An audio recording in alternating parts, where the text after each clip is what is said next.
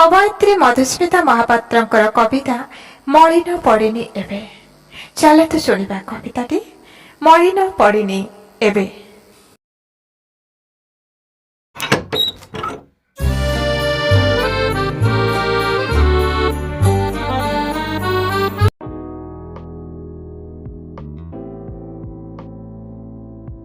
मलिन पड़िनी एबे मो पिलादिन मो सांगसाथी मेल थोड़ी सरसर झाड़ुआ देह बहुचरी खेल। मलिन पड़िनी एबे श्रावणर पुंजा पुंजा मेघर से लुचुकाड़ी खेल शारद आकाशे जंठर फिक फिक हस। मलिन पड़िनी एबे सबुज गालीचा परे लाल टुकटुक साधव बहुर गीत मगुसुर रातिर से हाड़ भंगा शीत। मलिन पड़िनी एबे बैशाखी झांची खरारे टंक तराणीर मजा गधुड़ी संचरे गहम खेतर मिठा मिठा बास्ना।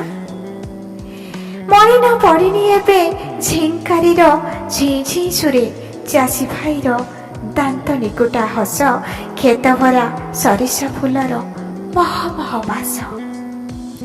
मलिन पड़िनी एबे मो जेजेमार नाना पाया गीत मो बहु हाथ रंधा मजादार आलू पोस्त। मलिन पड़िनी एबे बापा मिछिमिछिका राग भरा तागिद बुढ़ा बयसे जेजेंक जवान हेबार एक्टिंग कहीं किछि भी तो मलिन पड़िनी कहीं किछि भी तो मलिन पड़िनी। जी हेउछि 6 ऋतु 12 मास 13 जानी जात। जी हेउछि 6 ऋतु 12 मास 13 जानी जात। तेबे किया थिला अछि नाहीर तर्जमा करे मनीष बास जी जीवा मन भरी भरपूर किसी भी मलिन पड़िबा आखरु साइति नेबा इतिहासर पृष्ठारे शेष पूर्णछेद पढ़िबा आगरु।